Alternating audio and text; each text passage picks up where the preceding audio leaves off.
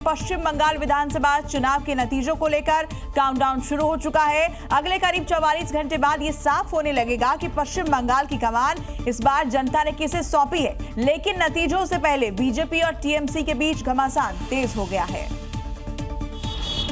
एक तरफ चुनावी नतीजों का इंतजार तो वहीं दूसरी तरफ स्ट्रांग रूप से रखी ईवीएम की सुरक्षा को लेकर टीएमसी और बीजेपी में घमासान तेज हो गया है।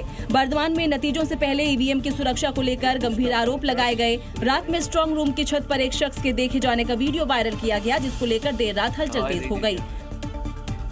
वहीं दूसरी तरफ खुदीराम केंद्र के स्ट्रांग रूम के बाहर तनाव देखा गया। देर रात बीजेपी प्रत्याशी पूर्णिमा चक्रवर्ती स्ट्रांग रूम के बाहर पहुंच गई। इस बीच वहां मौजूद टीएमसी कार्यकर्ताओं ने वीडियो बनाए और जय बांग्ला के नारे लगाए, जिसके बाद बीजेपी प्रत्याशी ने टीएमसी पर निशाना साधा।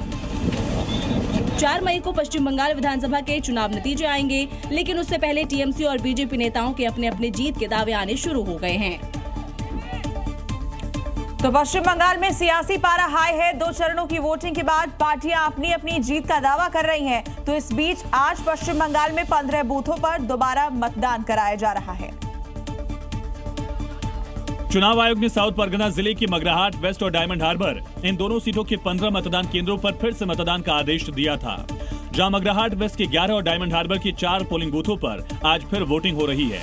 चुनाव आयोग ने फैसला रिटर्निंग अधिकारियों और पर्यवेक्षकों से मिली रिपोर्ट्स के आधार पर लिया। आयोग ने 29 अप्रैल को मतदान के दौरान इन बूथों पर निरस्त करते हुए दोबारा मतदान कराने का आदेश दिया था। पश्चिम बंगाल में मतदान प्रक्रिया के दौरान किसी भी तरह की बाधा को रोकने के लिए पोलिंग बूथों के पास रैपिड एक्शन फोर्स तैनात की गई है। पश्चिम बंगाल विधानसभा चुनाव के एग्जिट पोल के नतीजों की गूंज बांग्लादेश की संसद में सुनाई दी है। चुनाव के बाद बीजेपी सरकार बनने की संभावना को लेकर बांग्लादेश में घबराहट का माहौल है। बांग्लादेश की संसद में बोलते हुए एनसीपी सांसद ने कहा कि इन एग्जिट पोल की वजह से बांग्लादेश में चिंता बढ़ गई।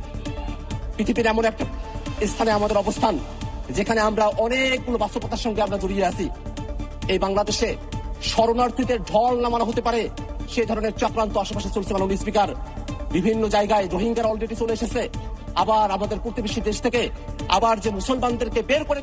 अख्तर हुसैन के बयान पर बीजेपी नेता शहनवाज हुसैन ने कहा, अब वो घुसपैठिए को भेजना बंद करेंगे। उनको लगने लगा है कि बीजेपी की सरकार में बांग्लादेशी घुसपैठिए जो हैं वापस उनको बसाना पड़ेगा वहीं जहां से आए थे, क्योंकि दीदी तो मेहमान बना के रखती है।